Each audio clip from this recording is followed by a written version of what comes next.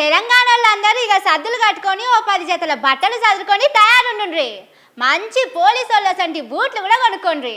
అట్లనే ఇన్నన్ని అటుకులు మర్రేసి పెట్టుకొని ఇన్నన్ని గారెలు సకినాలు కూడా తెచ్చుకోండి. 2 తిని ఇన్నన్ని నీళ్లు తాగితే కడుపు చల్లబడుతుంది. ఎండాకాలం రాకముందే ఎండలు జోరు మీద ఉన్నాయి. నీళ్ళ సీసా మాత్రం మర్చిపోకుండ్రి. చెమటలు గారి చక్కరొచ్చి పడితే మా జిమ్మదారి కాదు. హగో ఇవన్నీ ఎందుకని పరేషాన్ అవుతుండ్రు కదా. ఈ వార్త చూడండి.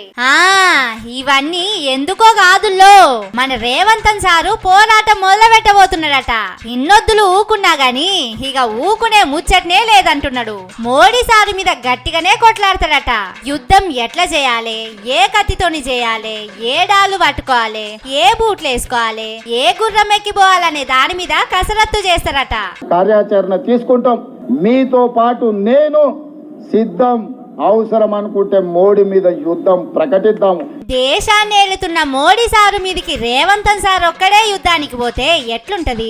మనం కూడా తలో చెయ్యాలే కదా.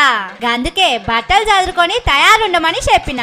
సారు ఇంత గట్టిగా యుద్ధం చేస్తానని చెప్తున్నాడంటే ముంగట రాష్ట్రానికి మస్తు పైసలు వస్తాయి కావచ్చు. కానీ ఈ పోరాటం ఏదో ఏడాది కిందనే మొదలు పెడితే ఈ పాటికి ఏదన్నా ఫాయిదా ఉండేది కదా సార్. ఈ ప్రభుత్వం అమలు చేస్తున్న కార్యక్రమాలను పేద ప్రజలకు వివరిస్తే ఒక్కసారి కాదు, మళ్ళొక్కసారి కాదు, 4 సార్లు మన ప్రభుత్వం ఉంటుంది. నిజమే సారు.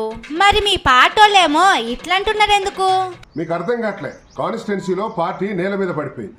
కాన్స్టిట్యున్సీలో గ్రామాలలో పోటీ చేద్దామంటే భయపడుతున్నారు. కాన్స్టిట్యున్సీలో డబ్బులు పెట్టి పోటీ చేస్తే డబ్బులు పోతే ఓడిపోతున్నామని చాలా టెన్షన్ పడుతుంది. పార్టీకి పనిచేసి సిన్సియర్ గా పనిచేసిన వాళ్ళు మీలాంటి వాళ్ళ చర్యల వల్ల రేపు రానున్న 4 రోజుల్లో ఎన్నికలు వస్తే వాడు ఓడిపోతే ఎవడు బాధ్యుడో నన్ను అడుగుతున్నా. నేను సర్పంచ్ ఓట్లలోనే గెలిచేటట్టు లేమంటున్నారు. అంటే మీరు చెప్పేది తప్ప, మీ పార్టోళ్ళు చెప్పేది తప్ప?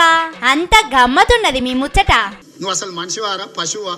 ఈ సన్నాసి రండా అలాగే ఎర్ర గాల్చి పిర్రల మీద వాతలు పెడతాం. మీరు ఒక్కసారి చెప్పండి. లాగులలో తొండలిచి కొట్టూరు కొడుకులను ఒక్కనొక్కని టీఆర్ఎస్ వాళ్ళని. ఓ దిక్కేమో మోడీ సారుతోని పోరాటం అంటారు, మళ్ళా వీళ్ళ మీద పడతారేంటి సారు? ఇట్లా మాట్లాడొచ్చునా? చిన్నపిల్లలు టీవీ ఎందుకు చూస్తావురా, మార్చే ఛానల్ మార్చుండ్రు రాజకీయ నాయకులు వస్తానే పరిస్థితి తెలంగాణ రాజకీయాలలో దాపురించింది.